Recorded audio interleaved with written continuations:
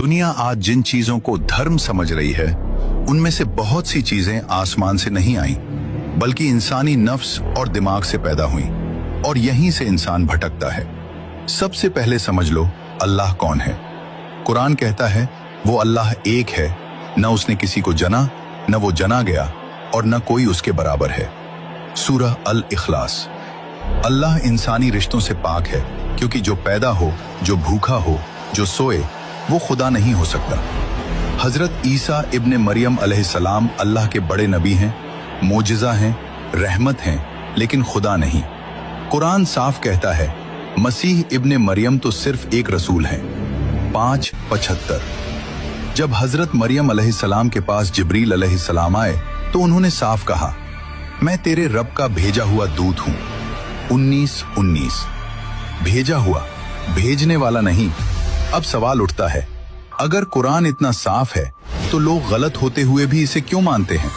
Psychology यहां पर्दे हटाती है। साइकोलॉजी कहती है कंफर्ट बायस।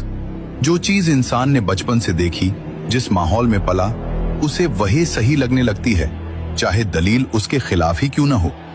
Social belonging. इंसान अकेला सच के साथ खड़ा होने से डरता है।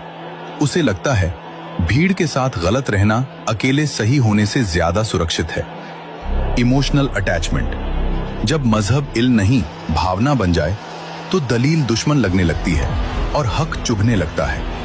इसीलिए कुरान बहुत बड़ी चेतावनी देता है, अगर तुम जमीन के ज्यादातर लोगों की पैरवी करोगे तो वे तुम्हें अल्लाह के रास्ते से भटका देंगे। 6:116। यानी सच्चाई कभी भी बहुमत से नहीं नापी जाती। अब इतिहास देखो, 25 दिसंबर न कुरान में है न बाइबल में।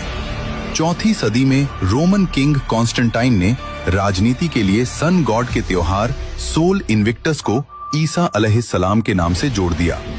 ये फैसला वहीं हुआ जहां ताज था, वहीं नहीं जहां वहीं आती है। अब सवाल, क्या ये सब यूं ही हुआ? कुरान कहता है निश्चय ही शैतान इंसान का खुला हुआ दुश्मन है। 2:168। और शैतान खुद कहता है मैं उन्हें तेरे सीधे रास्ते से भटका दूंगा। 7:16। ध्यान दो, सीधे रास्ते से। शैतान कभी ये नहीं कहता अल्लाह को छोड़ दो। वो कहता है अल्लाह को मानो, लेकिन उसमें मिलावट कर दो।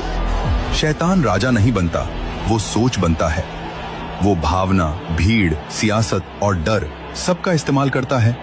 इसीलिए कुरान कहता है शैतान ने उन्हें अल्लाह की याद से गाफिल कर दिया। 58:19।